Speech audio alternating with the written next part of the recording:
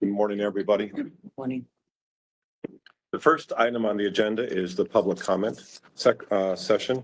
If anyone present or online would like to address the county board, please come forward. State your name, your address, and you'll have 2 minutes to speak with the county board. Would anyone present like to address the county board? And if you are online, just unmute yourself and let us know. I'll ask 2 more times. Would anyone like to address the county board this morning? And one last time, would anyone like to address the county board this morning? With that, we'll close the public comment section. Next item on the agenda is approved county board minutes from December 5th and December 9th. I'll move to approve. Second.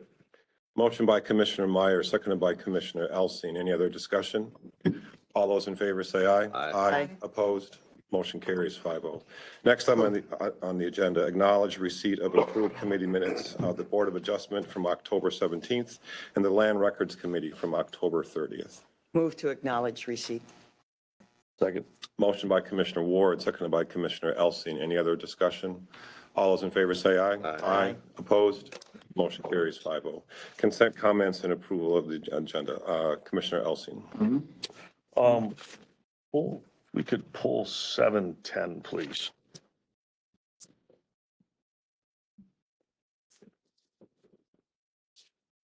And then some comments at the end. Gotcha.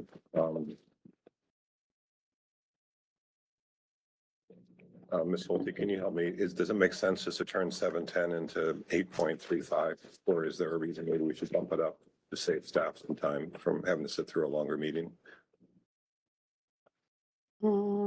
I would suggest moving it up. Okay. So is it okay with the full county board to make it item 8.05? Yeah.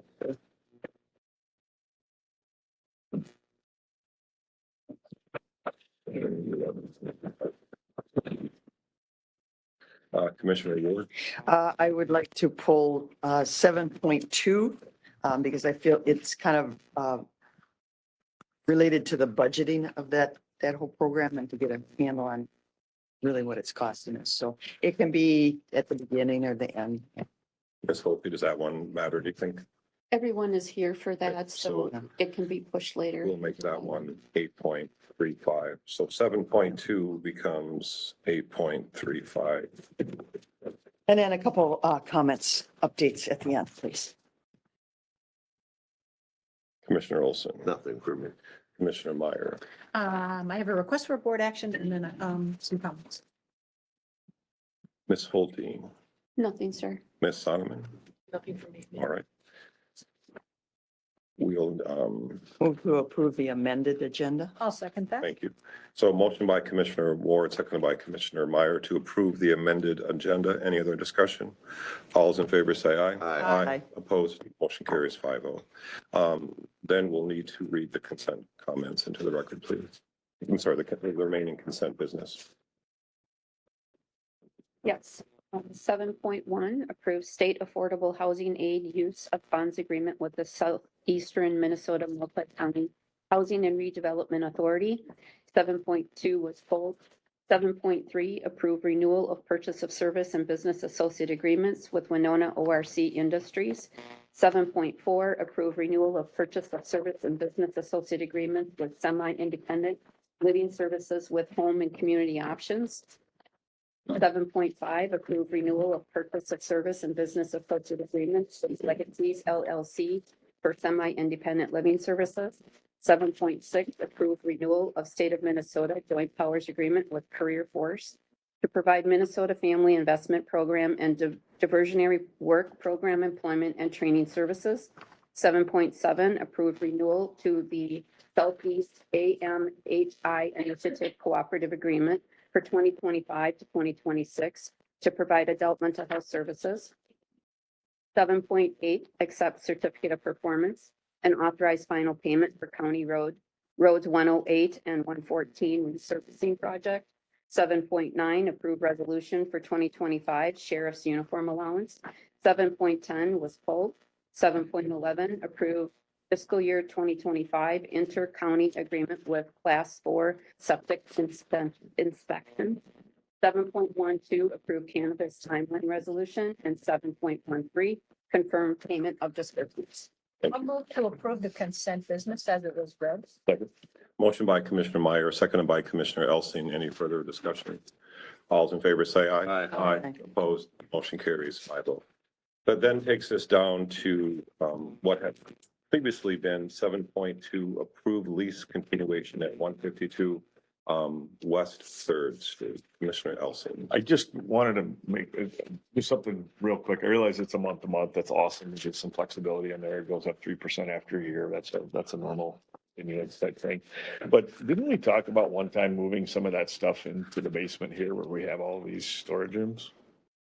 Not into this building. Right, but Law enforcement. well, I know we talked about, okay, the law enforcement one, but what about here? We've got a lot of empty rooms down there. How much, I guess my question is how much stuff is actually in that room? Is it full? We just have the one. Yeah. I can't say how full it is. I don't see that Aaron is logged on. I can get you the answer. I just thought, I mean, we can end the lease. I mean, it's month to month. yeah, I just pulled it to say, hey, 1,940, that's, if you do the square footage on that, if it's just because that's the size of the room, but we just have to file that stuff. Plenty of empty spots down the basement. We can shove that stuff in for the time being, even if we end up doing something with the LEC or whatever way we go. So just a thought. So That was my point. Save us another $7,000 a year. you'll check in and could you let Commissioner Elsing know? Yep, that'd be Thank you. good. Yes, I'm still going to ask that the contract be approved. Yeah, well, Again, yeah, we I've can always nothing send against it. It's a great contract. Nice job on the month to month. I just was thinking, there's another $7,000. We can stick it in the basement. Okay, Commissioner Olson. Isn't that space temperature, humidity controlled? And Yes. doesn't it have a special fire suppression system so that if there is a fire, it doesn't, yeah. So we couldn't provide the same protection of the documents if we didn't have that same. That is correct. But that's something that That could be could be- double checked. Yeah. So Commissioner make Wood? sure.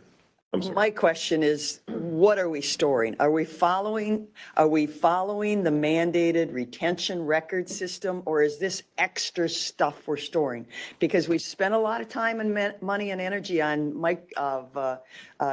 digitally doing stuff. Have we still got, and it's just like in a household, you got a closet, you seem to fill it up with stuff. Aaron's And up is it really stuff is it stuff we really need to store? That's my question. That's a good question. Mr. Chair, Mr. Lefebvre is on. Could we ask him those questions? Absolutely, please. Aaron. I guess, Maureen, could you summarize the question for Aaron? Mr. Lefebvre, there's questions about the space we are leasing and what is being stored in there. Is it information or items that we must have, or is it kind of like a store all space? Can you elaborate, please? Yes, there are some files down there that are permanent retention. I have been working with department head supervisors to see what they can scan, stuff like that, to eliminate some of the storage. But we have a lot of old plat books and a lot of maps of the county that, the assessors use, the highway uses. A lot of the books are from 1880, the deeds. We do have a little bit of furniture in some of the rooms, or I should say one room that we have down there. But a lot of it is files, adoption files. So things that we must keep. Correct. So if we were to relocate that, Aaron, this is Commissioner Elsing, would we need to, is there special provisions with fire retention, humidity controlled environment for that? Or is that just in a secure room? A lot of it would be in a secure room because there are personnel files that need to be kept. Currently, the building is temperature controlled and sprinkled where it's at. One of the But it's issues, dry system, so it doesn't wreck the documents, do you know?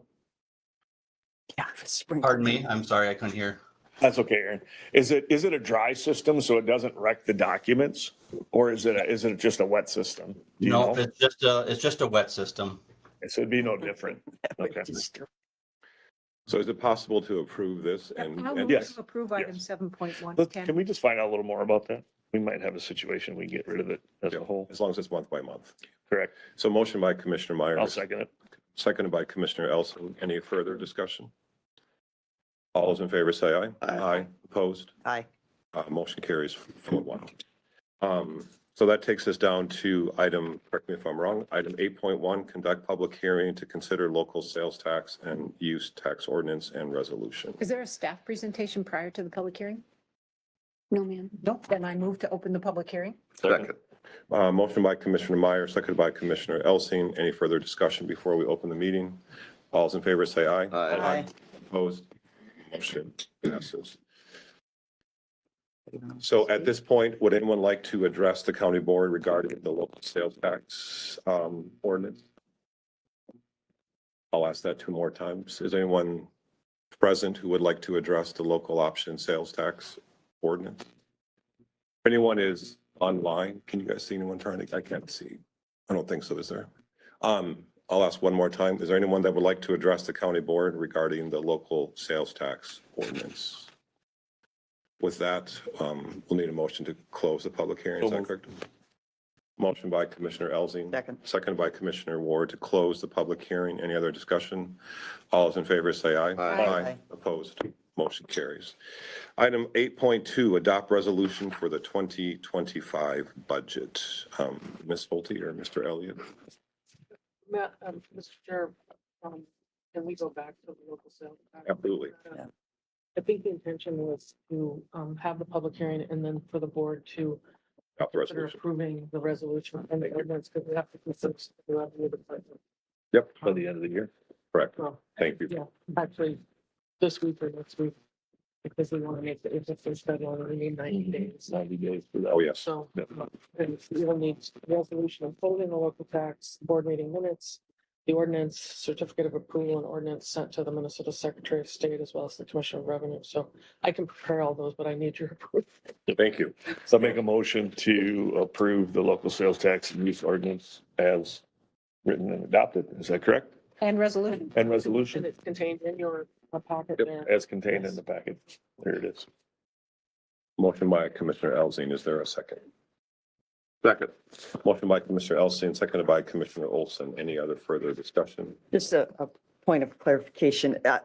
Is this state rule, this April 1, is that when the local businesses will start collecting that and reporting that? If we're Is that a lucky. state? If we're lucky. Well, we shouldn't be lucky. It should be, is it state rule? We have to, according to the rules of the Department of Revenue, they have to have this with 90 days before it goes into effect. So, so yes, April 1st would be the earliest that we could do it, and they do it by quarter. They can only start on have the to first wait. day of a quarter. Yeah, we'd have to wait then till, is it July? If we did get our paperwork in, Yeah, it might not happen. which we intend to. Well, So- yeah, there should be no reason not to meet in April, to Well, get on the April It's 1. 90 deadline. days back, count back 90 days to April 1st, so we have to get it in before the end of the year. So it's in our purview to expedite anything to get that April 1. Yes. Okay. Great. Because as of right now, we will not collect a full year's revenue from this. It will- Right. It would be It'll start. three quarters. Yeah. Okay. But yes, hopefully they would then have the 90 days they use to work to get all the whatever the Department of Revenue does. That's Well, if there's any problem at the state level, I would hope you would advise us and we'll jump on them. yeah. Any other discussion? Excuse me if I may, just if everyone could make sure your mic is up close to you and that papers aren't covering it, they're having difficulty hearing. Okay. Thank you. Thank you. Any other discussion? All those in favor of the motion, say aye. Aye. Opposed? Motion carries 5-0. Thank you, Ms. Sonneman. Is there anything else we should do with that? No, Commissioner Ward? And I'm only one, but I asked that at some time we have a review with the consulting company that helped us pass this. Wrap strategies. Yeah, just, they don't need to come in person, just a phone thing or something. I mean, I have some questions and concerns of somebody going forward with this project again, how they prepared their materials and stuff. So could you possibly, Personal opinion. I mean, I think there was, the issue, you're looking at me strange. The big issue is they kept calling it a law enforcement center, and it's the, and I know Josh and I specifically said, you got to say jail, and they kept confusing the terms, I think, with the public. Those are types of things. If I may, is the whole board asking for that, or is it that Commissioner Ward don't you know. desire to? I can Be handle it connected. myself, but you know what else? I'm asking if it's the whole board or not. I think I think it's fair to ask for some kind of like, you asking for a summary or? Well, and then for us to give them some feedback, what we thought worked well and what maybe we would have changed. So to set up possibly an hour meeting to give feedback for those that wish to take part, is that a fair?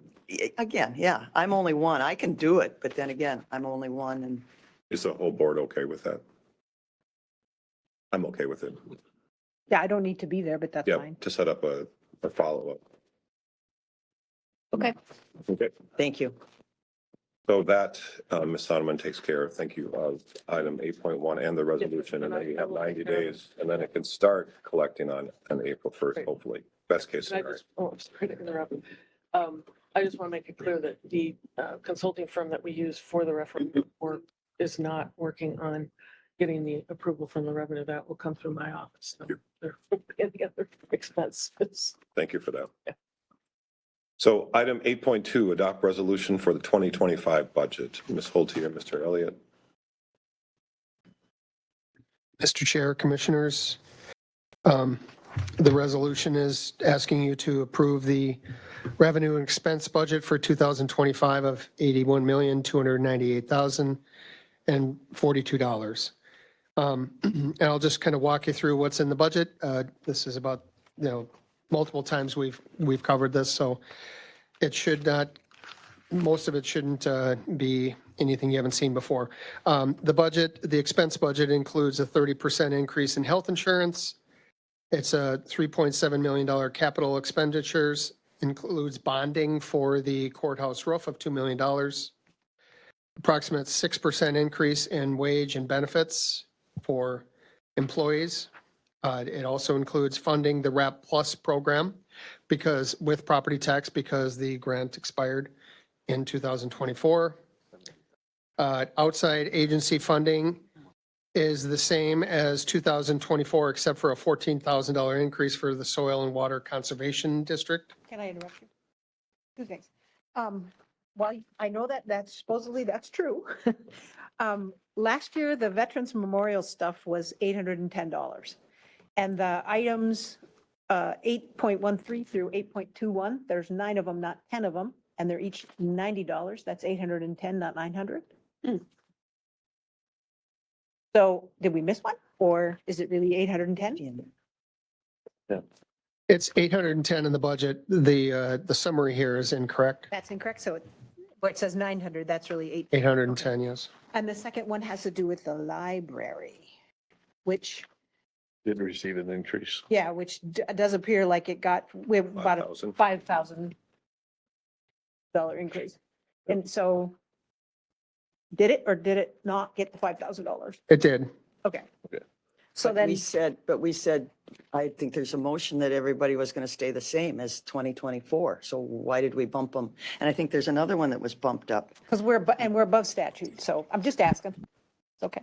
But I don't know that we approved the additional. I thought everything we've said was going to stay at the 2024. Except soil, water. Level. Right. And the extension educator, Right, but the library's bumped, you're bumping the library up. about 5,000, yeah. Why?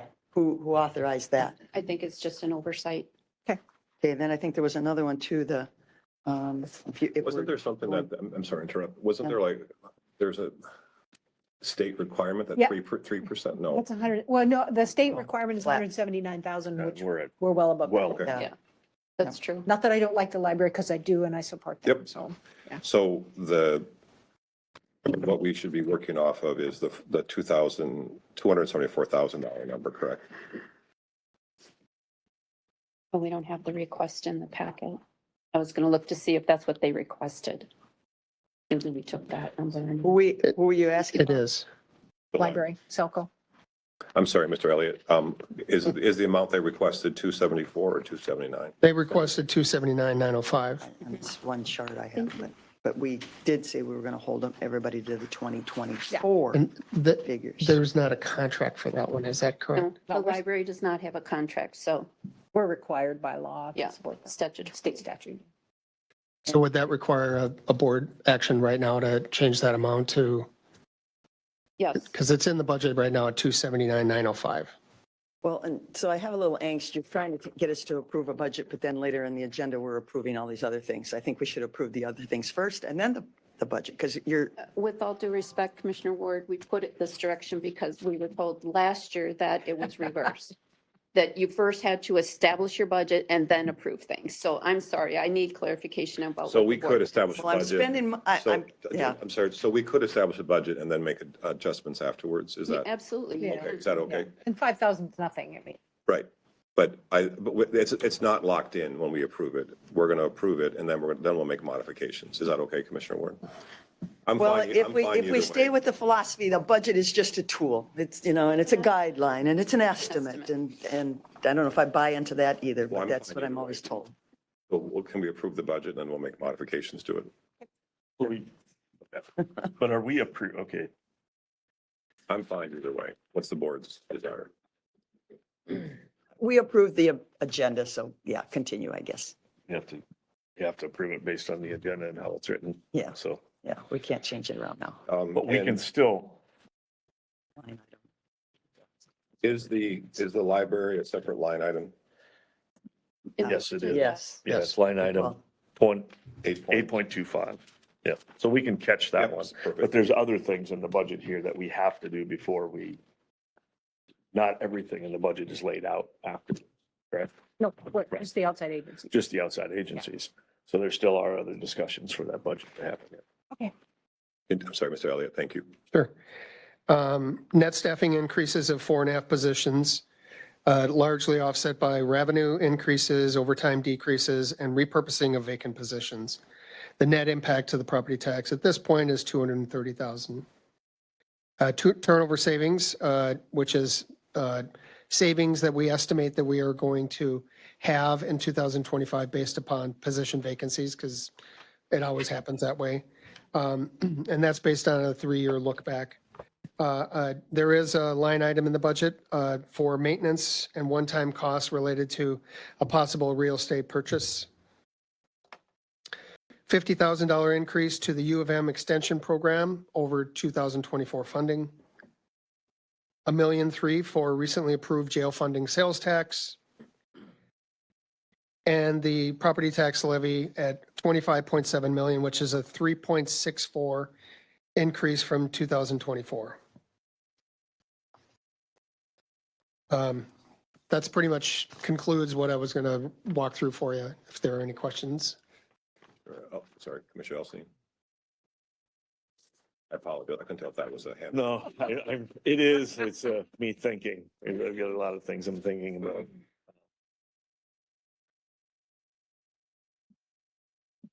Continue. One of the- Anybody else? Yeah, sure. Yeah. Commissioner I Meyer? mean, I will just thank you, staff, Yeah. from where we started at to where you have put the budget and the levy increase. I'm grateful for everyone's hard work on it.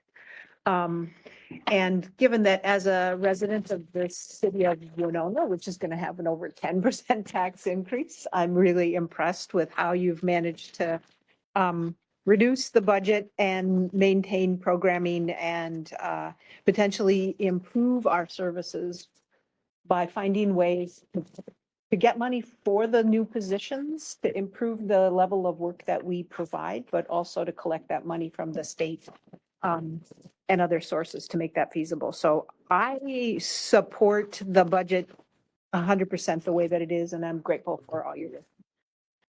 Thank you. Commissioner Ward? Okay, if we go down your list, the draft budget includes, okay, I can understand the 30% increase in health insurance. That's something we can't control. The request for 3.7 million in capital expenditures, there's still things in that capital things, like we still did keep the 40,000 for redoing the lights, the controls in here, which I think the lights are on, that they work. We also had the 40,000 in here for paving, highway shop, which I have citizens that would like that 40,000 on their road, not a parking lot, and stuff. So I think there's still things in the capital. And the 2 million and bonding, I'm not sure, I'm not sold on bonding for a $2 million roof on a courthouse. Contractual, number 3, increases in contractual wage and benefits. Now you say approximately 6. Does that include the steps and the cost of living that we incur?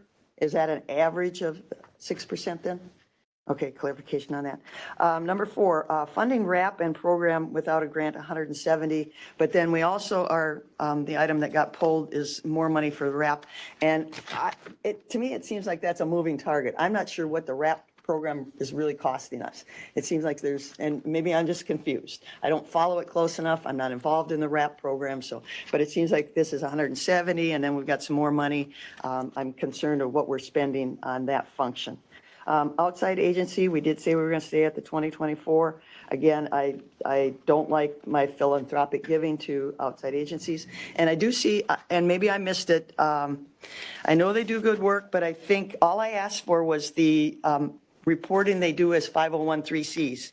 And I don't remember seeing anything for big brothers or big sisters. And I may have missed it. There's a lot of information going on. I'm not asking for new information, just stuff that they're supposed to be providing if they're a 501(c)(3) to the state of Minnesota. Number 6, the net increase of 4.5 positions. Where's our mechanism to justify the last part, largely offset by revenue increase, overtime decrease, and repurposing vacant? The worksheet, where's the worksheet and how do we track that over time? And I'm really concerned that it's 4.5 positions basically in health and human services. And the reason I say some of those things is I just came from AMC and we had the state economists talk to the Association of Minnesota Conferences, and the outlook picture does not look good. And if the state of Minnesota is going to have to work and reduce any expenditures, health and human services is 2/3 of the state budget. So, and we're looking at adding 4 positions just in that area. And I do question, we do have a full-time social worker connected with the jail? We do. We do. Okay. The jail population has been hovering 15 to 20 people. Is that, and you always say there's caseload per social worker. Is that a full caseload for a social worker? 15 to 20 people that come and go? And can that person is there other duties as assigned? I don't know. I mean, if they're truly a licensed, social workers have to be licensed, correct? Isn't there a license? Not all of them. Not all of them. But again, do we have somebody working with 15 to 20 people that could maybe take some of the workload for these 4.5 positions we're proposing? I don't support 4.5 new health and human service because I think that funding, a lot of that funding was one-time funding that we're getting. I have a strong feeling it's going to go away and go away quickly. Can I just respond to yeah. that before we get off that topic? The jail social worker, yes, works with people who are coming into the jail, going out of the jail, depending on whether they get released, but then following up with them as well. And it's not just, it's not a static 20. It's a continuation. So it's, you say 20, but it multiply 20 by 365 days a year. And that person is actually saving the county money because these people are avoiding going to, say, the ER. They're avoiding going to expensive mental health that might land them, in a treatment program that the county will fund one way or another because they're usually on Medicaid or some form of public assistance. So when you say 20, yeah, that's not like, oh, they're only doing it with 20 people. That's spend a day with the social, with the health social, and find out what they do. Okay, well, we need to justify. I I'm got not it. disagreeing on that. Yeah. My thing would be is to bring in, you look at the size of that department and the amount of people and to add 4.5 people, it's not just the 4.5 people and are they going to pay for themselves and isn't necessary, but just, it's going to take a full-time person just to train that many people. So although it looks good, is it? You know, if it's genuinely necessary, I brought up and voiced my concerns to Mr. Elliott that said, hey, if these things are cost neutral or potentially even positive, which they're not, you know, obviously it's 230,000. It's almost an entire levy point. And we're saying we have an entire levy point worth of need in the county. You know, what's the percentage of adding 4.5 positions to the amount of people that we already have? It seems like it's exceptionally high, especially bringing in the RAP program and the people that are already there, and now additional 4.5 people. This is putting a lot of money into that department very, very quickly. And then you just have the cost of training them and maintaining them and turnover. And then if the funding's left, and this is not something to take lightly. And I suggested bringing in a contract person and maybe a couple contract people, or maybe we hire one person if there is a genuine need, bring in a contract person, prove the concept out that this is going to have a positive net impact and move forward. But it just seems like we're just jumping in, just, hey, let's just throw it all in there without even looking at the fact that these people are going to need to get trained, oversight, offices, everything else that comes with it. So I just think it's a grossly overlooked thing to just say, hey, it's no big deal to hire 4 people, let alone the cost of hiring 4.5 more people. So Could I also respond to that? Ms. Sutton? My office works with the Department of Human Services all the time. And I mean, I can say that, first of all, I think that the levy is, what you're looking at is very low. You started at a much higher rate. We are operating, I think, the Department of Human Services, from what I've seen, the work that the shelter workers do, we are already operating at a very, I put it, Lean. well, thank you, very lean, and probably need more people to provide the services that this county, well, they provide the services and they go above and beyond to provide those services, and they are burning out. So when you say that 4.5 positions, I'm sorry, Commissioner, I'll say again, spend a day with a social worker who has to work with a family in crisis, and you'll know that they're with every family that this county faces. So again, the budget is cut to the limit, and I know, you know, I think you and I have a different philosophy about what government provides and what the government expenses should be, but all of the county employees really, and I've said this before and was accused of harassing a commissioner to do it, but I'm not.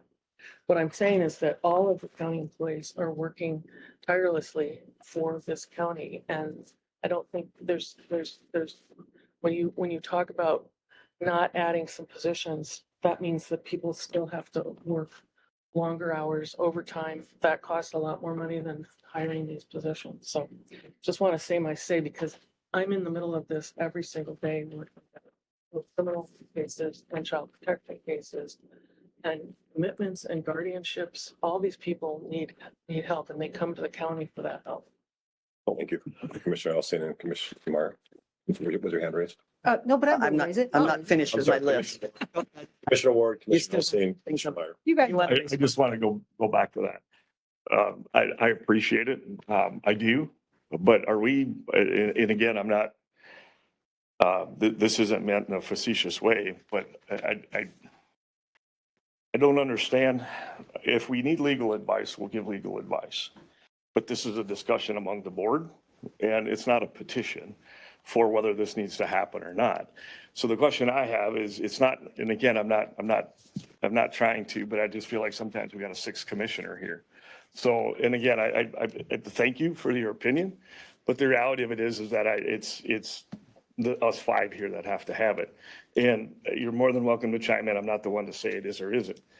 But at the same time, I'm not, this isn't a punt to say, hey, they're not doing a good job. because I feel the reference that I'm hearing is that I'm alluding to that they don't work hard. There isn't a need for it. I've never said that there is or isn't a need for it. I'm just simply looking at it saying, is there more a constructive way that we could go about this? Because one of the biggest problems is once you start, it's difficult to get rid of people if that caseload changes. And the ability to adapt 4.5 new positions into something that isn't overly grossly large to begin with also takes a lot of work. So there's work to create, less work to do that. And so is there a different way that we could layer these people in to really figure out what the offset of the true need is? Because right now it's a bit of a guess to figure that out. And then also that allows us to position funding in a little bit better too. So it isn't a punt to say that it is or isn't needed fully in its entirety. It's just a different way of doing it rather than saying, let's go hire a very large cost to the taxpayer without truly knowing the net impact. We know what we can guess it. We're looking at a levy point based on that. But it's to say that every other source out here that has a fund that has a need, just saying we're putting a lot of money into that program, the whole kind of social programs out there, and turning a blind eye to everybody else. We're funding a $170,000 RAP program. We have a net impact of $230,000 on here. That's a $400,000 increase into that department. Nobody else is getting that. So I'm just saying, is there a way to layer this in and do it differently? Maybe we don't go all 4.5 positions. We do maybe a couple positions and make sure they pay for themselves. We would try to find a contract position. The budget side will allow us to have the money to do it, but how we choose to actually go about it is something that we could do. We don't necessarily have to specifically say it has to be an employee. It could also be a contract type position. So that's where I'm trying to go with this. Is there a smarter way to do this and layer this process in over a couple of years rather than just throwing everything at once? So I believe this Commissioner Ward. Commissioner Ward, before you go, I want to just pause for a quick second. I am perfectly fine I have 4 hours blocked off for this meeting, but we can, I just want a question for all the commissioners, this is the budget process. We've asked staff to do a lot of work. And if it wasn't for that, I know that Ms. Holte and now Mr. Elliott do, when these requests come through, they do go through them and they didn't approve all of them. So all those points are very valid, but I also feel like our staff has gone through and evaluated each one of them. I feel like this budget, while there's room, I think, to tweak it a little bit, is we could turn this into a 6-hour, 8-hour conversation, or we could view it as a compromise. And 3.64%, I think some commissioners write very valid points, feel like it could be lower. Other commissioners, valid points, feel like there's room to add more, to provide more, preemptive services, et cetera. So I just want to encourage folks how much we're going to go round and round on this. And I'm not saying just to blindly accept it, but maybe we should just focus on maybe the top priorities for each one of us, et cetera. And lastly, there is sometimes a concern with, how many folks are joining the conversation. But in this case, Commissioner Ward did ask a question about RAP, and it falls directly under the county attorney's office. And the county attorney is a fellow elected officer who represents the entire county as well. So I think there is a danger about sometimes, but I think this was an appropriate time to jump in. So thanks for that input. Commissioner Ward and then Commissioner Meyer. Well, all this discussion leads me to, we need that finance committee. I think a finance committee should have been going through this the last couple months with open eyes. And I think it would be a benefit. With Attorney Sonomans, and I hear that same analysis often, but again, I think we need to be able to have documentation of a cost benefit analysis. Because I've been told in the past, we've added people and we've been promised and we hope that it is that we, are cost neutral, and then it turns out that it's not. But I can't verify that. That's information but again, maybe a finance committee would be a great benefit. Quickly then on the list here, I appreciate that you did the turnover savings, number 7, number 8. I don't know if we have maintenance built into our budget, so that 125,000 for maintenance and one time, is that, That's for the rest of it. well, yeah, that's all tied to that, That could not go- addition, so that could go away, right?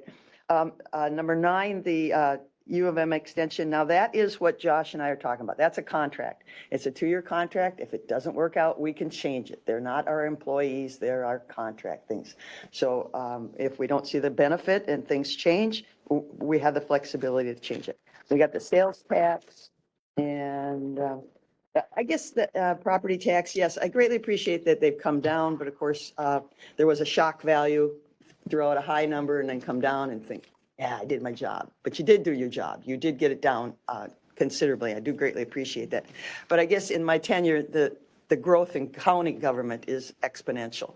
I mean, it didn't used to be this expensive to run Winona County, and Winona County isn't growing. We're just a stagnant county. We're just sitting here. So, yeah. And was the, I'm sorry, the highway design engineer, that is included? So I was looking at the projects. I have angst with that. I was looking at the projects. Most of the projects we're going to do next year are resurfacing. I don't think that takes high level of engineering, to warrant that position.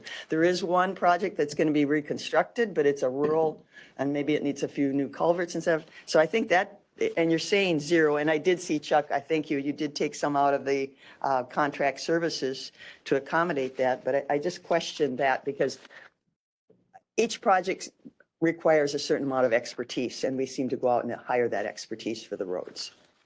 So I don't know if an in-house person will give us as much expertise as we need.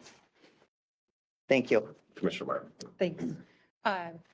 Just want to start by saying thanks to all the commissioners, because I know we all care about having, maximizing the amount of services and the quality of the services, but also minimizing the tax impact. And to Commissioner Vagley's points, our staff is well aware of that, and I believe that our staff acts in that same manner. So I think we're not alone in having concerns about this trade-off between services and cost. I did want to make 3 points. Commissioner Ward had talked about cutting some things out of the bonding. And my concern with this is that those things will still need to be done. So even though there's still 40,000 in there for one of the paving projects, I would remind you that there's actually 2 paving projects. And so those things that we don't do We eliminated. don't cease to need doing. And so I think it's really important for us in a year when the levy's pretty low, that we actually go ahead and take care of our property and infrastructure. The second thing is that I know that Winona County has been written up for about 10 years for the ratio of supervisors to social workers to clients in the state audit. And this is because they're telling us that that ratio is so high that there's no way that the supervisors and the staff can actually fully vet and make sure that all requirements are met. And so this is where it rose to a significant impact 2 years ago on the state audit.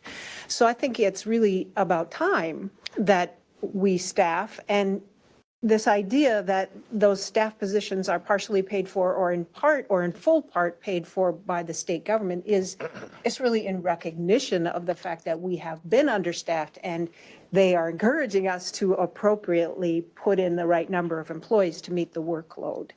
So I also think it's not true that there's $430,000 and only Human Services getting that, because no, that's about the price of a plow truck. And so we are spending money on other functions.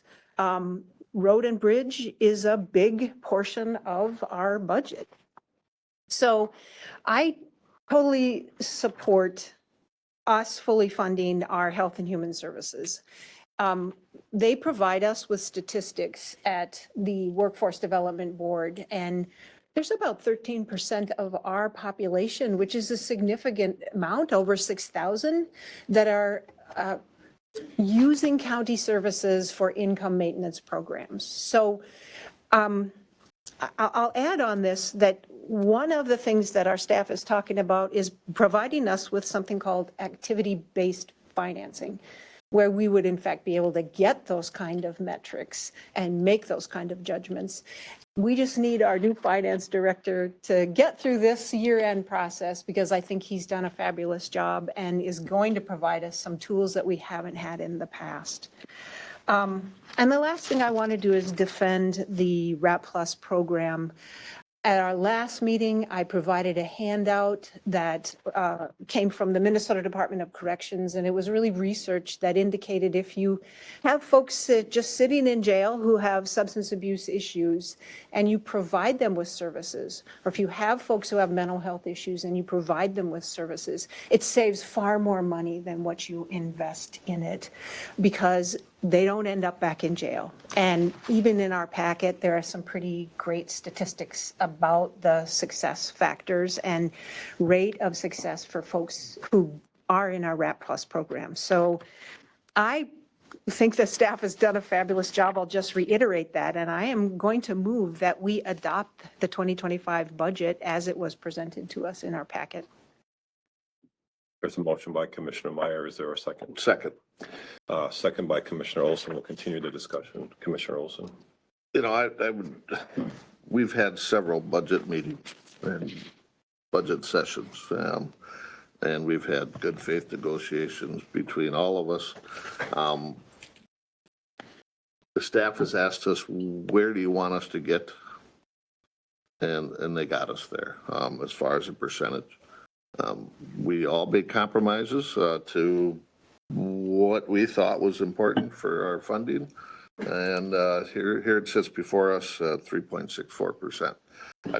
I believe that's a great target. I believe that we all arrived at this in good faith, and to sit and question different points now is throws all the other work that we've done away. I'm not going to play into the theatrics of the last minute shuffle. I'm going to support the motion. And I just want to second that, again, this is, I think the staff's done a great job. It's also, there's compromises. We all want something to be added. We all want something to be dropped. Early on, I had made some proposals for SEMCAC, for the senior advocate, and for, I think, there was one other position as well. But I think that, and I asked the staff, because last meeting, Commissioner Elson, you talked about 3.73, 3, something like that, et cetera. I said, I wanted to try to find a way, and maybe this is because of the Christmas spirit, and maybe I'm going to play that card real quickly. I would love to see a 5-0 vote if you want to give me a gift, and et cetera. I'm hoping that we could find a way. I'm going to play the Christmas card, all this Yuletide spirit and all this Christmas mirth, is that I hope we could get to 3.64. That is a lot lower than what we started with. And it also takes into account the local option sales tax, which is very important, that we said we would reduce it, and we are going to reduce it quite a bit from where we started off, et cetera. So I don't, of course, each commissioner can do as they wish, but I hope we can have a 5-0 vote. Commissioner Ward. I've been known to wear green. So I have to look at a bigger picture. Looking into the future, of course, I said the state economist says we're in trouble. The revenues, now I think there's another revenue comes out in February, but the revenues at the state level, which we depend on, are probably looking pretty bleak. 2026, we may be okay, but 27, 28, 29, we're if the trend continues, there is going to be a great reduction in revenues that the state has. With that said, one of the things that we kind of need to put at least in the back of our mind is this Family Paid Leave Act. That's going to cost us all a lot of money. So when you start talking about adding employees, they're in that hopper. It's yet to be determined really what impact that's going to have. But that's on the horizon. The other thing, our county, I have not heard of this, but I had some other counties express some huge concerns. And this is, again, I think 2 years out, the African American Preservation Act. Yep. The fiscal note for small counties is huge. It's millions of dollars for smaller counties than Winona. So again, we have to look at some of these things. They're not in concrete stone yet, but they're coming, and they're going to have huge economic impacts. So we can't keep building with knowing that, you know, we need to be aware of these things that are going to be very costly in our near future. And so that's why my hesitancy to keep increasing, you know, a budget. Thank you. Commissioner Elsing. Yeah, I concur. That's, I mean, anytime I've ever sat on a board budget meeting, running businesses, you're not looking for large expenditures. The large expenditures, you find that it's the combination of all these little ones that add up, and the unforeseen and foreseen costs down the road that add up. And that's what drives things up, a small percentage that gets things out of control. So one could call it nitpicking, one could call it, hey, we got here and we shouldn't, you know, relook at a few things. Had I known the state's position 3, 4, 5 months ago, you know, I probably would have had even a stronger stance. But the reality of it is there's a lot of unforeseens you don't know, and things change oftentimes right up until the last hour. So, you know, I think that's why we have boards and why we should consider some of these situations. My stance on hiring anybody, regardless of what position it is, what department it has, it's not against any department. It's just, is there a better way to do it? That's my thing. Just like hiring an employee, they have to prove themselves out in the private sector. We don't have the luxury of, well, it didn't work, so we raise taxes a little bit to pay for them because we might lose the funding from the state. And if we can have that sort of position and methodically take a different way as to how we enter into these situations, is what's going to keep us in that low tax range. I want to be the number one tax county in the state. I don't want to be number 4. I want to be number 1. And I want to be looked upon how we do things exceptionally efficiently. And if you go to Fastenal right now, I guarantee you, they are not satisfied where they're at with efficiency. And they will never be satisfied because that's what got them to where they are. So at the end of the day, I'm a person that's constantly never satisfied, and not in a negative way. So I think it's a disservice to the taxpayer to just settle based on what we've done, and that we should continue to always look on a daily basis of areas that we could continue to cut. So I really don't believe that we can justify adding that many positions to one particular department and look at everybody else and say, you get nothing. I think it's injustice to the rest of the departments, and, you know, with the exception of the 2 that we are favoring, I just think it's a little over the top. And again, it could very well be needed, but to layer it in to ensure that the state funding stays there and to ensure that we're doing the correct thing, and but we can actually prove the concept out that this is a cost savings to the taxpayer, and as well as it's necessary to fill the void that we need. I don't believe just throwing a lump sum at it like this is the best way to do that. Any other discussion? Mr. Chair, Mr. Elliott?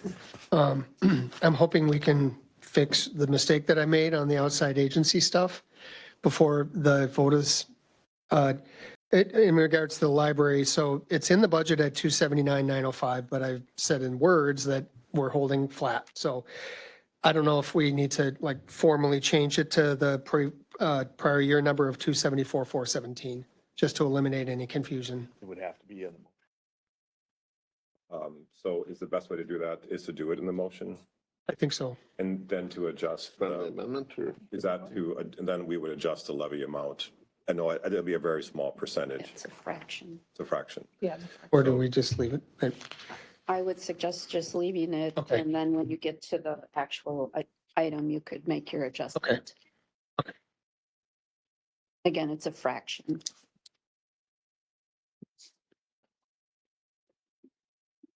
What's the board's wishes?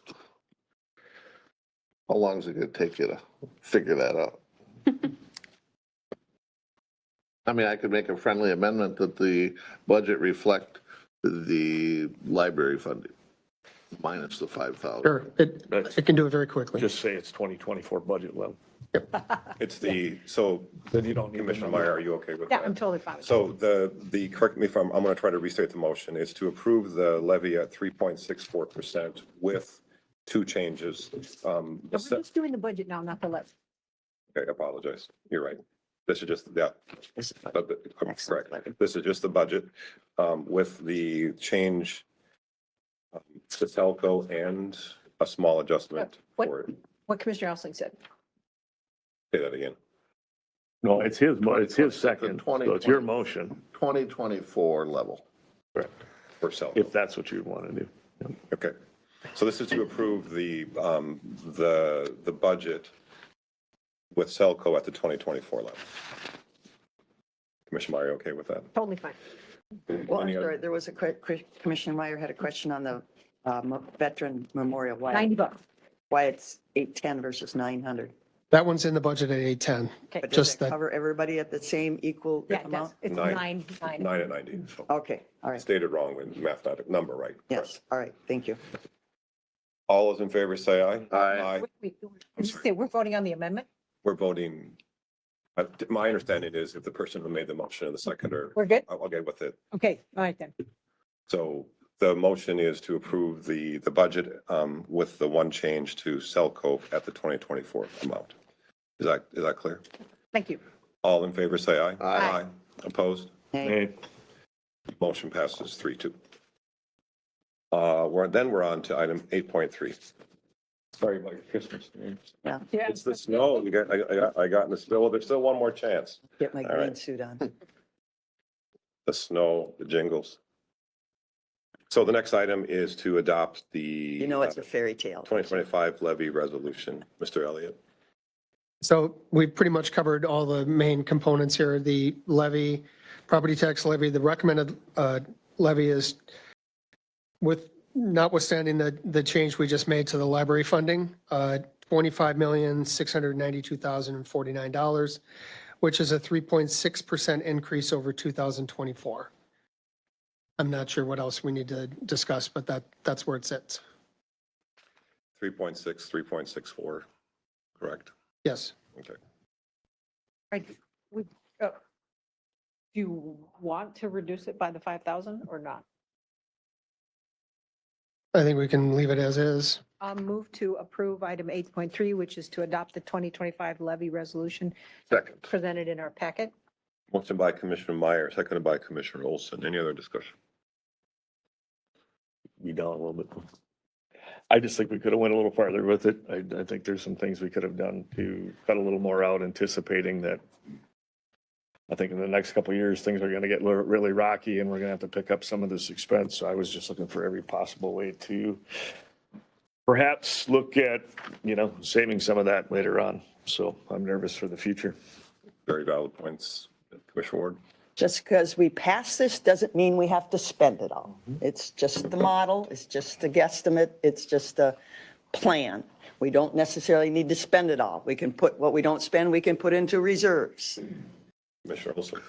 To Commissioner Elsing's point, I think that we have found through experience that when the total economy goes south, our expenses go up because human services have a bigger demand. So to invest early is maybe wise. And Commissioner Elsing made very valid points. I think valid points could also be made that there's room to also increase it, considering we are the fifth lowest in the state. But again, this is a compromise between 5 commissioners and the result of a whole lot of work from a lot of staff, et cetera. Any other discussion? I just want to publicly thank staff again. You guys did an amazing job trying to get this done. There's always room for improvement, but for where we started and where we are, thank you very much, guys. I'm never satisfied, but that's the way it is, so, but all of this goes with thank you to all the staff that were involved. Thank you, Commissioner Elsing. I agree with you. I third that. Any other discussion? All those in favor of the motion to set the levy at 3.64%, say aye. Aye. All those opposed? Okay, I tried. All right. So that takes us to item 8.4, adopt 2025 fee schedule.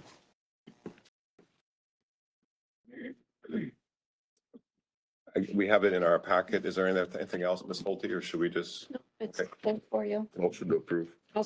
motion by Commissioner Olson, seconded by Commissioner Meyer. Any other discussion? Commissioner Ward? in the past, we found something mid-year, and so we do have the flexibility to change if we find something that's, yeah, We can pull it up as a one-off. Is that- Yes. yeah. Because we did find something a couple years ago that was totally out of missing. Okay, with that flexibility, yes. Any other discussion? All those in favor say aye. Aye. Opposed, motion carries 5-0. Then we have, I'm going to make a suggestion. We don't need to do it. There are items 8.5, 8.6, 8.7, and 8.8. We could go through and discuss them one by one. Could we also, I'm going to make this suggestion later on when we look at the agreements for American Legions and the others, et cetera, is maybe we could lump some of these, or we could go through them one at a time. But if the full board was okay with it, could we possibly lump similar items together in one motion? I'm just trying to, I'm fine with that. and we can make the motion, and if it doesn't pass, so be it. So I'll start this, but I'll move that we adopt 8.5, 8.6, 8.7, 8.8 as in the packet. motion by Commissioner Meyer. Is there a second? A second for the point of discussion. Motion by Commissioner Meyer, second by Commissioner Olson. Discussion. Commissioner Olson. So you are suggesting we go at the administration's recommendation? That is what I am saying. And could we publicly say those increases? That I'm sure that I'm on the same page. Sheriff? Sheriff, the new amount would be $173,304, I believe. Correct me if I'm wrong. What's percent? Do we have a percentage? I think it's increase? roughly. All of them were done at the average, the comparables average plus 3%. Is that in the packet? Unless, yes. Oh, unless but wait, there's is, an go on amendment. each one. But Yes, it's right on the opposite side of the resolution. what page? This is on page 344 for the sheriff. Yeah. I had figured it was, it's, 6%. That was the request, but the request is not what is in the verbiage. So in the RFBA, if I may, Mr. Chair, Ms. Holte. in the RFBA, it's under the summary of the issue is where it says with the percentage.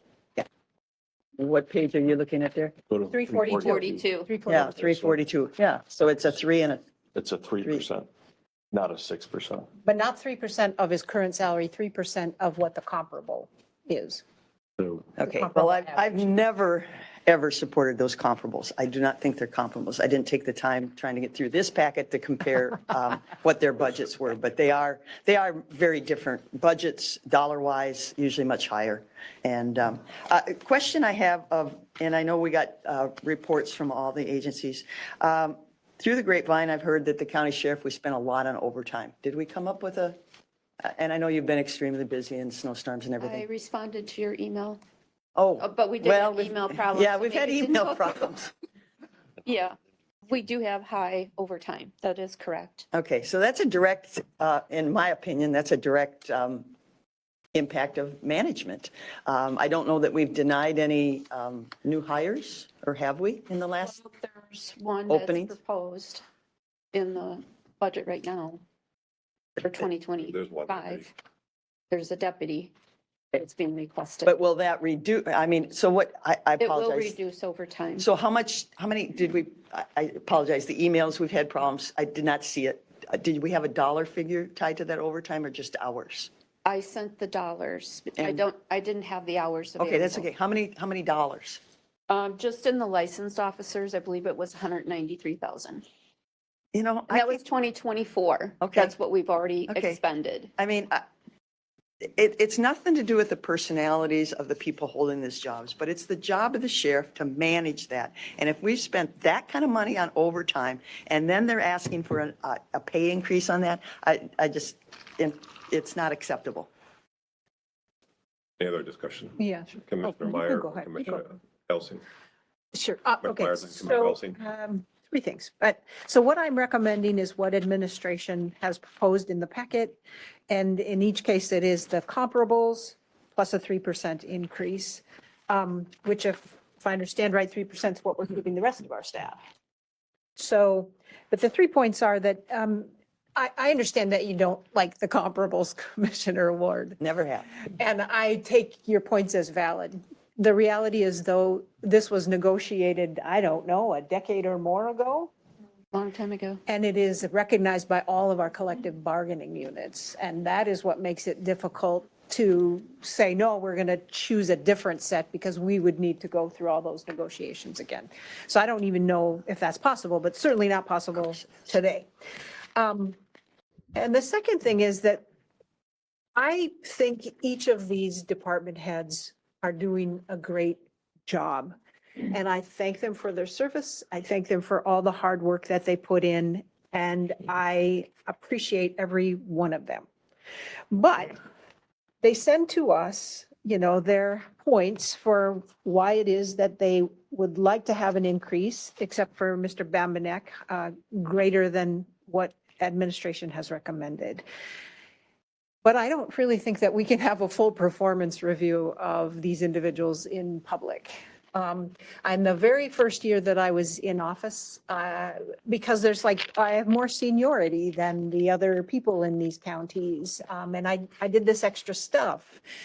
And while I am grateful for all of those things, I asked for a rubric that we might be able to consider those factors. And the deal is, if you have such a rubric, it is also going to have to require us to discuss negative factors in public. And I'm thinking that's not really allowed or appropriate, that's kind of private information. So I really, I want the folks that are discussed in here and whose salaries we're increasing to understand that I really do appreciate them. But there are reasons that get in the way of us being able to include all of those additional factors in the consideration. I think we have to go with what were recommended. That was their third point with that. That is it. That's it. Commissioner Elsie and Commissioner Ward. Well, you talk about the review. I think we've shirked, as a county board, we've shirked our responsibility and given it to administration. And I don't deny that they've tried hard and worked hard. As far as talking about job performance, we're all public employees. They're public employees. They put their names on the ballot. To talk about performance review and everything, it should be in public, in my opinion. And we gave, I think as an average, we're giving the county employees steps and a 3% increase. And that was earlier reiterated, approximately, average and such. So again, for somebody to ask for more than that, again, and I'm sorry, if you want to make money, you go to the private sector. This is not a money-making career. There should be a certain amount of public service, commitment to the public. I think there is. I think we have very dedicated electeds, but my taxpayers aren't seeing these kind of increases in their bottom line to afford it. So, I mean, I represent the taxpayers. And it's a lot of money when you add it up, because an increase of this at $100,000+ is a huge, much more significant amount than the staff person that gets that increase. And we all go buy the same box of cereal and pay the same price for that box of cereal. So, I mean, it is a significant increase for a higher wage person than it is a line worker. So. Thank you. Commissioner Elsie. That actually alludes to my point, and having dealt with salaries, high-end salaries before in my career, one of the things that always gets brought up is the wage gap difference, because 3% to a higher end person and 3% to the person behind the counter over there making 40,000 doesn't actually keep up. And so what you do is you disproportionately give a portion of your budget that you have for payroll to this higher class. Now, it doesn't mean they may or may not deserve that, but that goes back to Commissioner Ward's pay for performance scenario. So what happens is by doing just a blind 3% across the board, you end up disproportionately moving that wage gap, and that person actually pays the price because there's only so many dollars in the budget. Now, it doesn't mean they may or may not deserve this, and that's part of where in the private sector, a lot of pay for performance comes into place. But collectively, if everybody gets behind it and does the same thing, it pushes the bar forward, because we're constantly comparing it to the next person doing it. And it's a way to drive that wage set up by just simply comparing it to the Joneses across the street is really what we're doing. So we have to be careful, especially when we're getting into these salary situations. Look at the stock market, what it takes, how much variable there is on 10% today at 40,000 versus 10% when it was 10,000. It's 1,000 points. Today it takes 4,000 points to do the exact same thing. So we have to start thinking like this as these wages go up and that top number gets up. You exponentially are increasing the wage gap. which I hear so much talk about, but we just don't, nobody talks about it. But in the private sector, we talk about it a lot because that disproportionately sets that apart and there's only so many dollars. So how do you pay the person behind the counter more? And again, we're in a situation, we don't have to go out and earn that. We just simply go out and take it. So that is where I look at this and say, yes, we to a certain extent, we need to be comparable to what other people are paying in job positions. But at the same time, we also have to pave our own path. And that path might come with some ups and downs. And it might come being able to look at, I'm just going to fictitiously make a name at Tamara and say, I'm sorry, but your raise went there. Because in the public sector, that's what we have to do because there's no more money. So I think, or excuse me, in the private sector. So I think we need to look at this a little bit and say, hey, you know, the rubber stamping of these wages and things like that, can we look at it and say, hey, if we're making an adjustment based on where other people are, is it necessary to have a cost of living adjustment when that cost of a living adjustment should be relative to what it actually takes to live, which is, Commissioner Ward's point, a box of cereal. Does it cost any more for that person to walk in the store, buy a gallon of gas, buy a box of cereal, buy something off the shelf? No, it doesn't. So it is disproportionately driving those aside. So it has nothing to do with the personnel, the people, has nothing to do with that. It's just, again, just like looking at hiring people, what's a better way to look at doing this so we don't continue to do something that has a very negative impact on how people perceive budgets and paying employees, even at a government sector. The private sector, we can hide it all we want. In the public sector, we can't. So I think it's a disservice to just blindly hand out a 3% on a high wage, especially if we're already factoring in that we're compensating them more based on, I'm going to say, comparing to the Joneses. Any other discussion? The current motion on the table is to approve the administrative recommendations for 8.5, 8.6, 8.7, and 8.8. Any other discussion? All those in favor of the motion say aye. Aye. Opposed? Nay. Motion passes 3-2. It's now 10 o'clock. Are we okay continuing on? I'm not sure how long we're going to go today, but are we okay for the time being? Just a quick check-in. We're good. I have a nice red. Item 8.9, approve resolution designating transportation sales tax projects.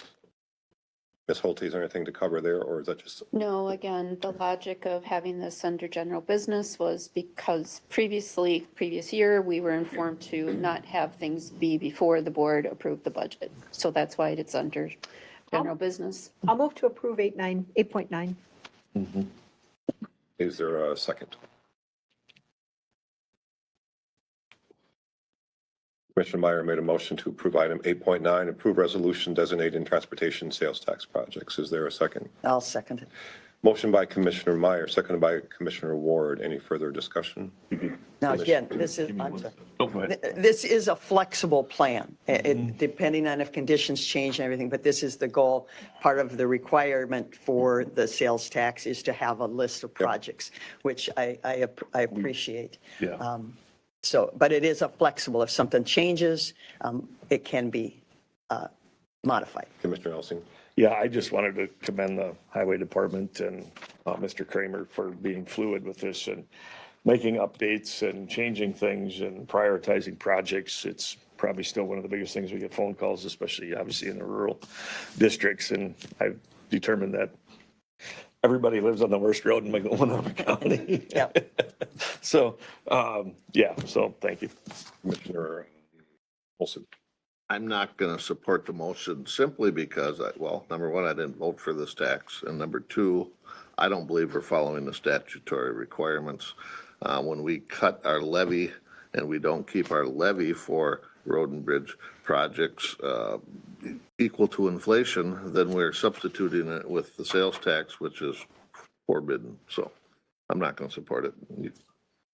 Any other discussion? Commissioner Elsing?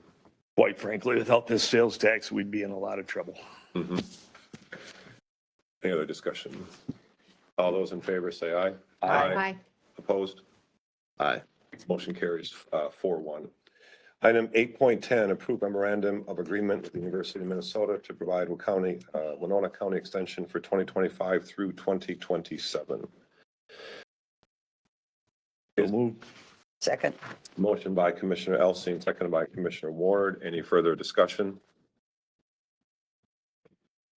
All those in favor say aye. Aye. Opposed? Motion carries 5-0. Congratulations, make us proud. Thank you. We know you do good work. You got a Christmas wish. Keep reporting. One Christmas. We want the data, You wore red on purpose. and we want the data. We like data. Numbers. That takes us on to 8.11. Approve purchase of express vote machines to replace automark assistive voting devices. I'm sorry. Just Get committed. What was the need to drive this again? I just couldn't remember what The that was voting about. machines, yeah. Yeah. They're the, They're failing. The auto marks, we're having problems with them with the elections, and we're required to have an assisted voting device. Several around the city of Winona are failing, and they're just out of their life cycle.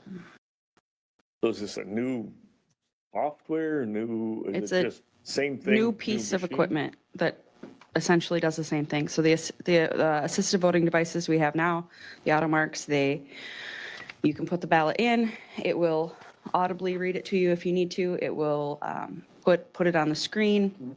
You can expand the text to be larger if needed, or shift it to a different, I think you'd call it night mode at this point, but high contrast or something is what it's called in the programming. But so it's for folks to be able to mark their ballot more easily, or if they're shaky, it'll mark it for them, and then the ballot gets spit out and it goes into the tabulator just like all the other ballots. It's just a tool to mark the ballot. It'll also read the ballot to make sure there aren't any errors, but our tabulators do that as well.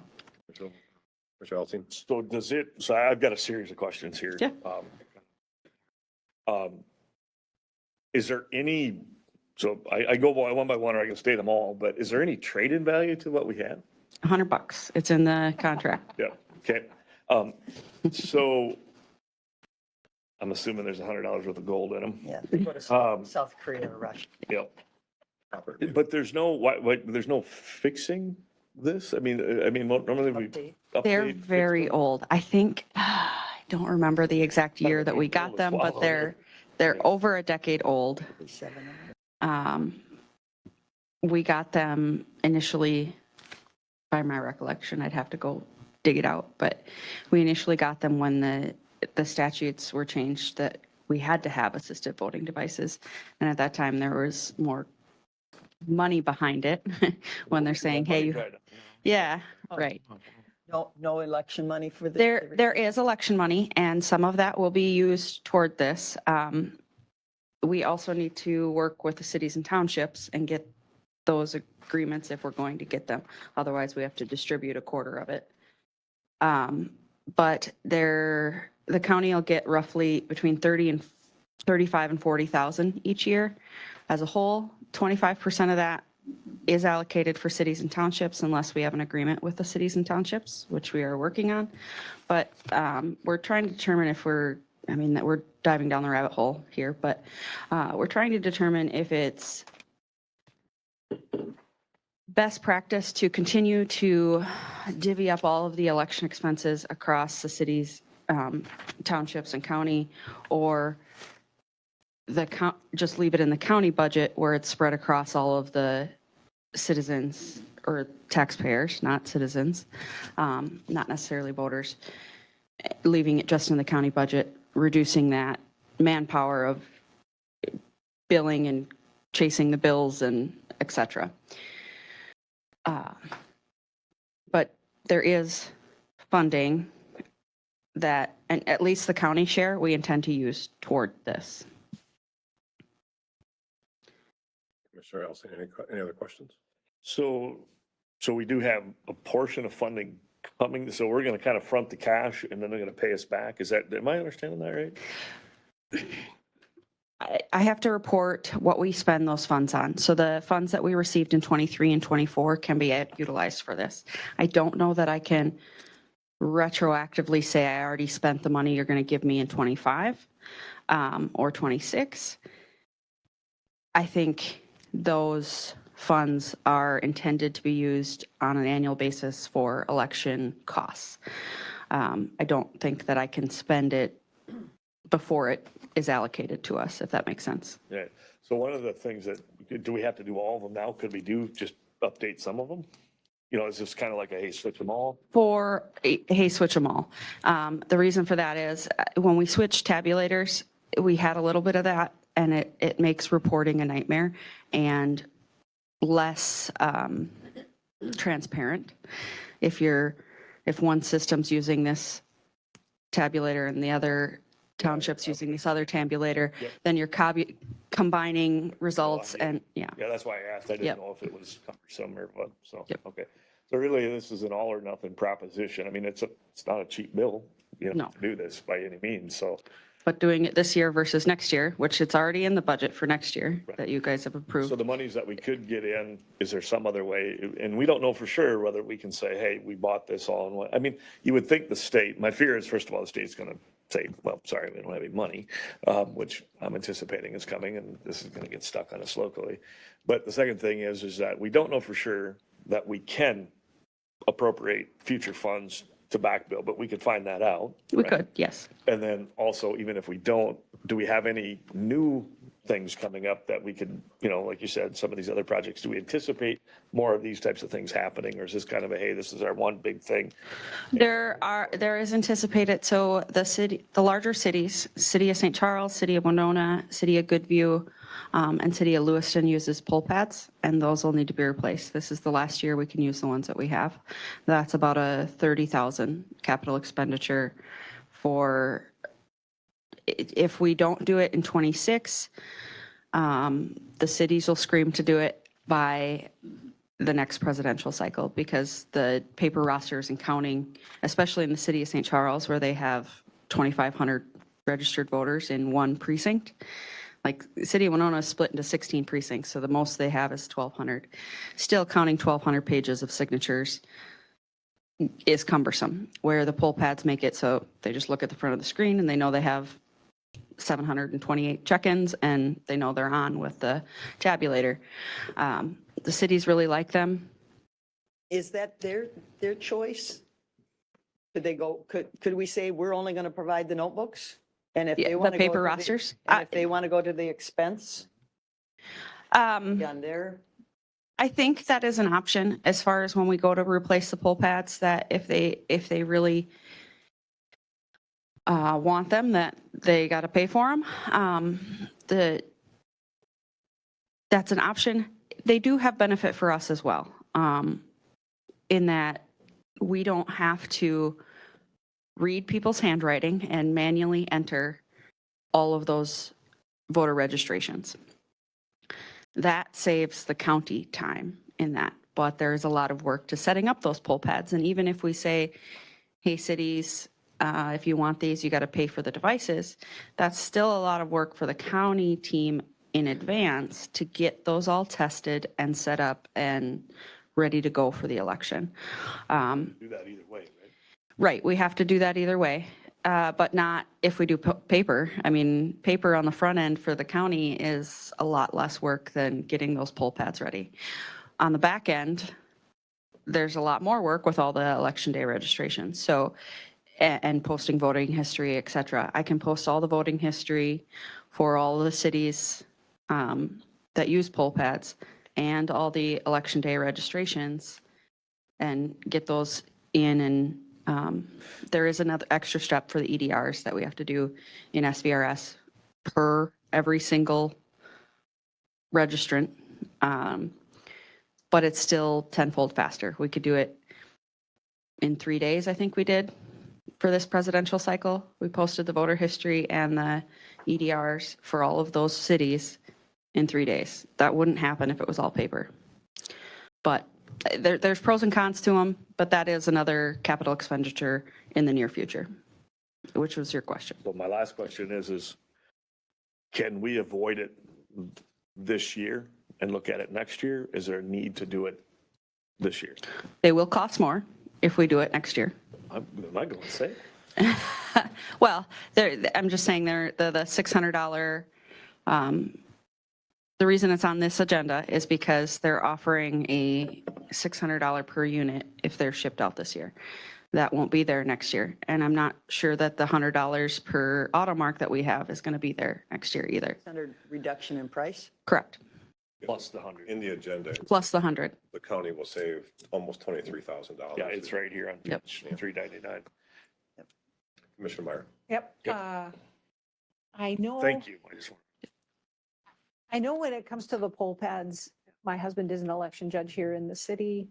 Also, Monica Mohan Hennessy has spoken to me. I know that they were very frustrated because they didn't have poll pads for the primary. Correct. We didn't have So the, they my staff feel just like didn't have the they're- capacity to get the testing done. They feel like their turnout, especially in the presidential year, is high enough that they would really be hurting if they did not have the poll pads. I know that's really important to them. Right. I mean, on election day, it boils down for them. That thing is their precinct finder. It will print out directions. If they're at the wrong precinct, you punch in the other address and it will print directions from that precinct to where they're supposed to be, and you can hand it to the voter. It's also they don't have to flip through the notebook to find the person to see if they're registered or if they've already voted. And it's a quick count, and that is the biggest benefit for them, instead of flipping through the pages of the roster or manually counting all of the voter receipts, that they can know that they are on throughout the day. So I'm going to move to approve item 8.11, which is to do the purchase of the voting machine. Second.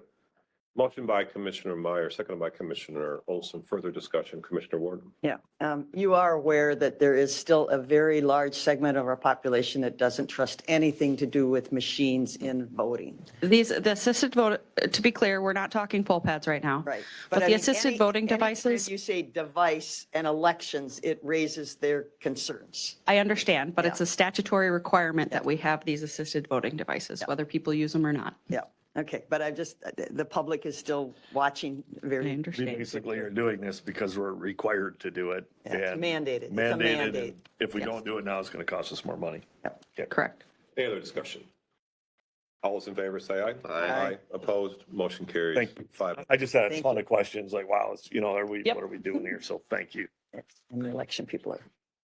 Item 8.12, approve migration from Ring Central to Zoom Workplace. This is a bad time to talk about it, considering how Wednesday went, but is this just Commissioner Meyer? Yeah, I'm going to move that we go ahead and approve this. I had individuals from the public who are very excited that we would be moving away from Ring Central. I do get complaints from the public. People are like, I have to download that to my machine. What the heck is it? I'm not familiar with it. So I think it's be a good move. Was that a motion? Yeah. Second. I know other counties use, it's a great improvement. Motion by Commissioner Meyer, seconded by Commissioner Olson. Any other discussion? Commissioner Ward? Well, but with the budgetary thing, it's replacing something. Is the total upside to this, the $19,765 more with the replacing of the, It's a cost savings. you said total remote services one Yeah, time. I but think the I read page that after one that time. is the 2-year quote is $220,000. Right, but what are we currently paying for Right, what good, we're yeah, using? Yeah, yeah. I mean, that's a lot of money. I mean, they were giving out free socks at the AMC meeting, but I did not bring, I Pretty wondering expensive if socks. Sam Michael is on his way in because he was just on.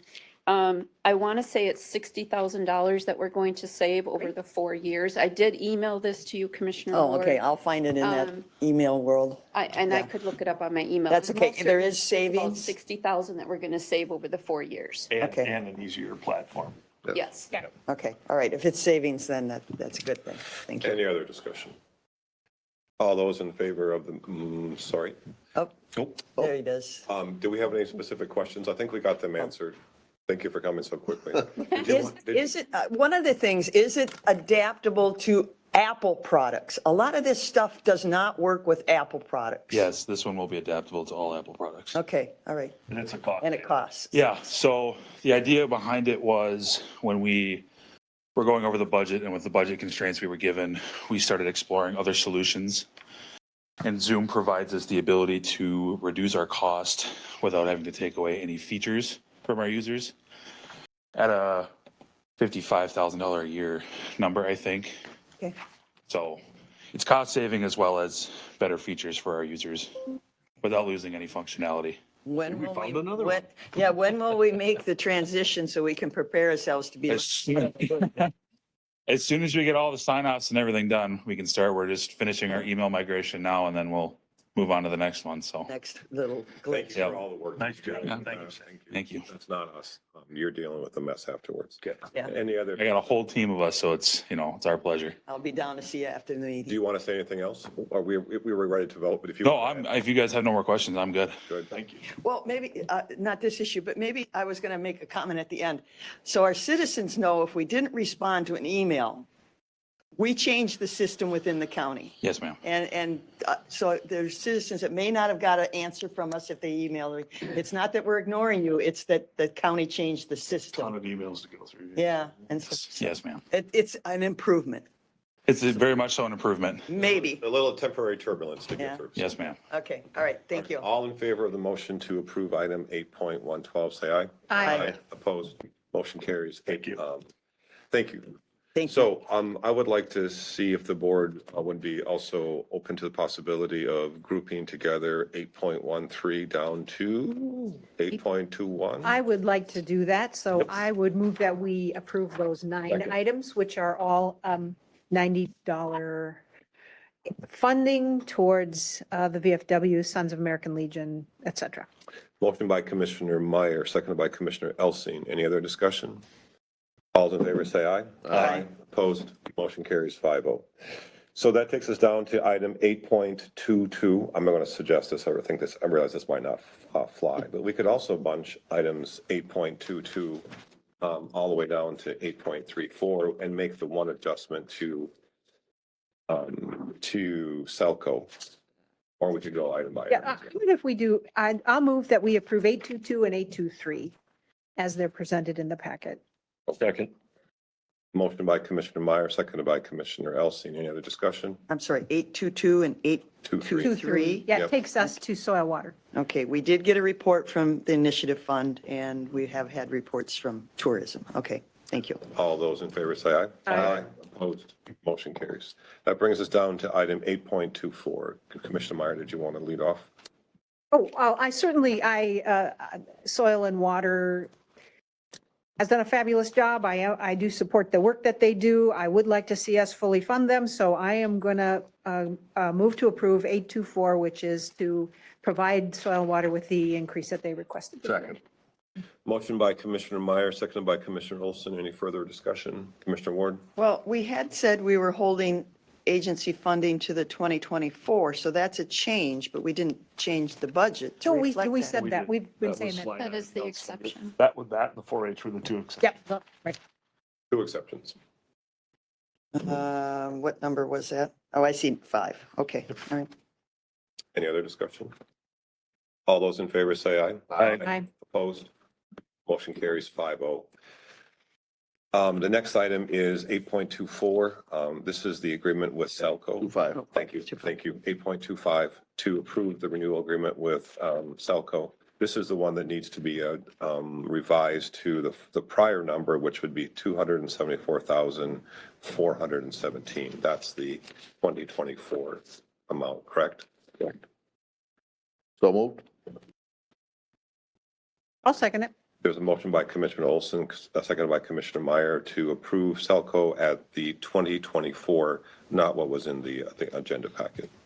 Any other discussion? Commissioner Ward? Not that I'm aware of, have we had a report from the libraries the last couple of years? I I'd mean, have to look. I don't remember seeing anything. They used to It give might have us, been 2 years ago. they should be, again, my angst is if I'm handing over taxpayer dollars, I should at minimum get some type of usage report or something. Again, nothing complicated, but I would ask them to forward us some information.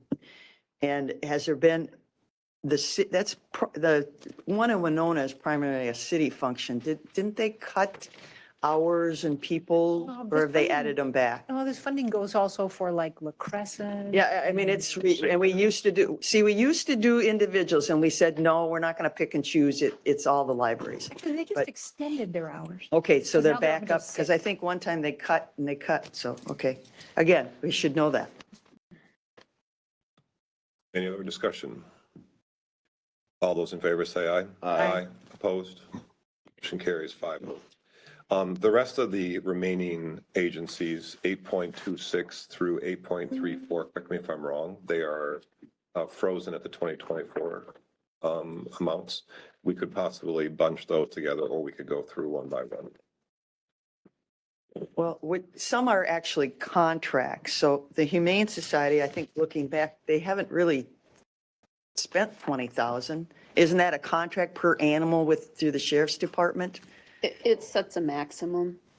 Yeah, well, I guess, again, they should be providing us with some, because if they're asking, and I thought I read somewhere they only spent like under $8,000. So why are we collecting 20 to spend 8? And I don't remember where I had that figure, somewhere in all of this. My point is, if they're only spending that much, we probably shouldn't be asking to collect from the taxpayers that much more. Move to approve 826 all the way through the end of 834. Second. Motion by Commissioner Meyer, seconded by Commissioner Olson. Any other discussion about any of the other agencies? Commissioner Ward? I have not, to my knowledge, seen anything from Big Brothers and Big Sisters, not the saying they're not doing something, but again, if you're asking me for taxpayer dollars, you should have the respect to let the taxpayers know what you're doing and how you're spending the money. So I would ask that we reach out to them and get some kind of data. The primary prevention, I just heard on the radio this morning, the SEMCAC, they gave us a report. I think the Advocacy Center, I think we got a report through an email. Volunteer Services, I think we did get a report. Senior Advocacy, did we get something from them? I'm pretty sure you did. Okay, I'd have to double check that. And then also the St. Charles Hometown, I don't know if we've gotten any activity report from them. That's a minimum standard we should set. So Ms. Holte, could you follow up with Big Brothers, Big Sisters? Yes, sir. So. And the St. Charles Hometown Resource. I mean, I don't know that we've received any information from them for a couple of years. Any other discussion? All those in favor of the motion to approve items 8.26 through 8.34, say aye. Aye. Opposed? Nay. Motion carries 4-1. I'm sorry, Commissioner Elson. Yeah, I was just going to say, just, alluding to Commissioner Ward's, maybe just a continuing reminder to stay in front of the board, for some of this outside funding stuff, just as a whole. Thank you. Oh, you just got it. So that then takes us to, correct me if I'm wrong, to committee reports and communications. Commissioner. 5, didn't we? Yeah, Oh, I'm sorry. 8.35. Thank you. 7.2. Thank you. Oh, gosh, I forgot. Thank Yep, you. that's my bad. Thank you. So it takes us down to what was formerly item 7.2, now becomes 8.35. Right, and so we had in the budget 170, and then we also had something from the opioid, This So- is this is that. the RAP program. So what is the budget for RAP? I guess I'm confused at exactly how much funding we're allocating towards that. Is might I jump in? Yeah, yeah. Is a portion of the funding of that 170,000 coming through the opioid? That's what's being requested here, is that the amount that is in item 7.2 be taken from the opioid funds and not then need the levy funding. Yeah, so we're basically, it could offset potentially that money. Okay, so it's Yeah, not the 170 plus the 60? No, it Okay, would be substituting. Okay, all right. I'll move to approve item 7.2. Second. Motion by Commissioner Meyer, seconded by Commissioner Olson. Any other discussion? Commissioner Ward? I have expressed concerns that we be very careful what we use this opioid money for. Having gone through the tobacco settlement, it was very specific. When you're asking a private entity to pay back some wrongdoing they've done, we need to document and we need to be sure that we're spending it in the appropriate place. And I think sometimes we want to do good things. But again, if we're tasked and we have to be accountable for those dollars at some point in time, we better have exactly what we spent it on. And it was the appropriate categories to spend it on. Thank you. Any other discussion? Thank you. All those in the favor to approve what had been formerly item 7.2, say aye. Aye. Opposed? Motion carries 5-1. Is there anything else before committee reports and communications? I don't know what, no. Then Commissioner Elsing, I think you're first. Sorry, I was just wondering, where did this come from? I did, I'm going to talk about. Oh, okay, all right, gotcha. You got a quiz after this or? No, I just wanted to wish everybody a Merry Christmas. Thank you for a great year. I wanted to thank the staff for all the work. I know sometimes it just seems maybe counterintuitive or some of the things that we get into and we end up scrapping or starting over or we move forward or constantly question. That's what I appreciate about boards is that it brings a lot of different ideas in to commingle with staff and with, you know, the positive direction in which we go. So I look forward to 2025 and I just wanted to thank everybody and the opportunity to be here and the constituents that put myself in this position and wish everybody Merry Christmas and Happy New Year. Thank you.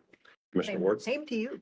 With our first snowfall of the year, major snowfall of the year, please give the snowplow drivers the courtesy of not tailgating or forcing them to do situations and respect the snowplow drivers. There, last night going home at 10:30, there were a lot of them out and they do an awesome job, but please respect them and the job that they have to do. I kind of covered the state economist and those things. One thing that, just to have a heads up, AMC, Association of Minnesota Counties, is creating a new work group around mandates. So our agenda this morning was filled with all kinds of things that are mandates and are not mandates. And they haven't done this work for a number of years. So in the new year, they're going to, and I have volunteered to be on that committee, they're going to discuss some of the formulas, what's mandated, what isn't, and compile a new list with the idea of also maybe approaching legislators and letting them know that they are greatly unfunded or underfunded mandates. So I think that's an important thing that the AMC is going to do and prepare some type of document in 2025. So I'll be on that committee. Thanks for doing that. And maybe we can Zoom. I don't know. As opposed to Ring Central? Yeah.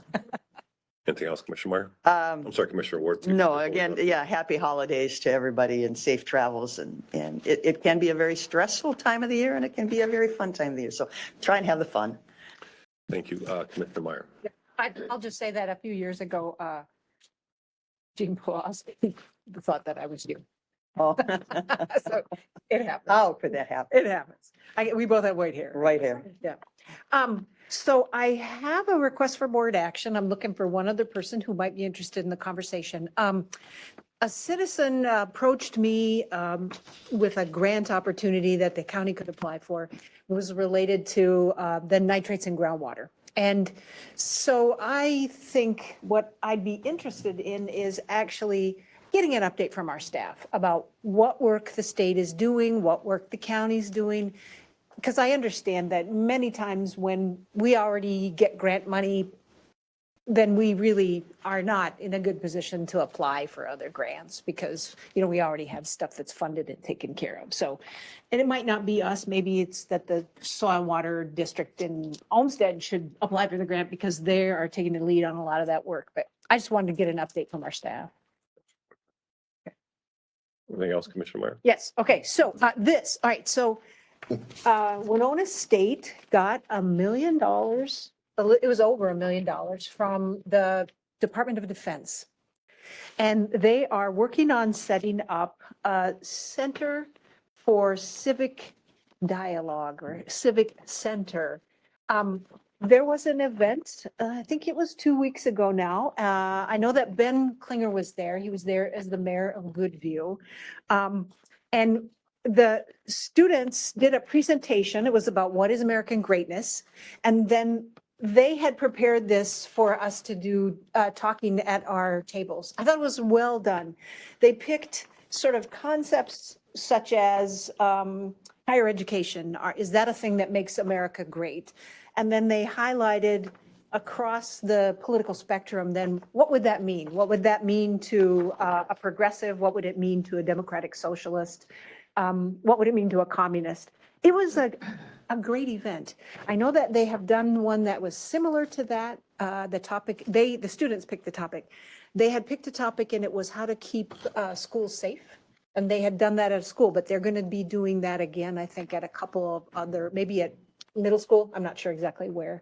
But thought they were doing a fabulous job, and I attended, and I wanted to just share that with you. If you see some of their events. Thank you. Anything else? That's it. Okay, Thank a couple things. You mentioned school safety. Just wanted to take a moment to recognize the tragedy that took place in Madison, the school shooting at the Christian school. My heart goes out to everybody, all the parents, the students, teachers who work there, et cetera. Also, like Commissioner Elsie, want to wish happy holidays and Merry Christmas to all the staff. Thank you for what you guys do. Thank you to to my fellow commissioners. Like Commissioner Elsie said, we weren't elected to always agree with each other, despite my Christmas wish. Every now and then, it won't hurt. But I do enjoy our conversations. I learn something every time. And there are so many valid points and different perspectives, et cetera.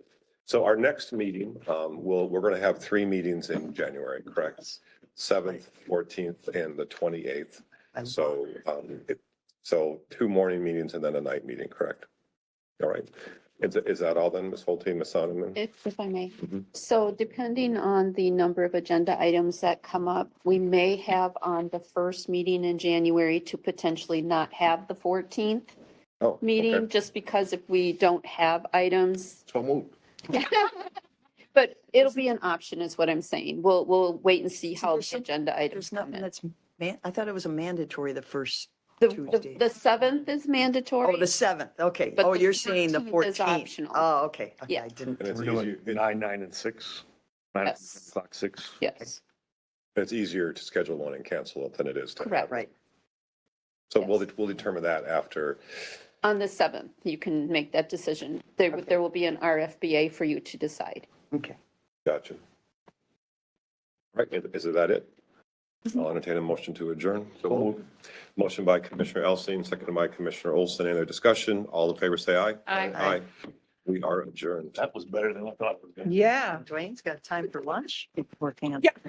I was worried I wasn't going to make the white butter joint at 2 o'clock. Planning on doing granola bar during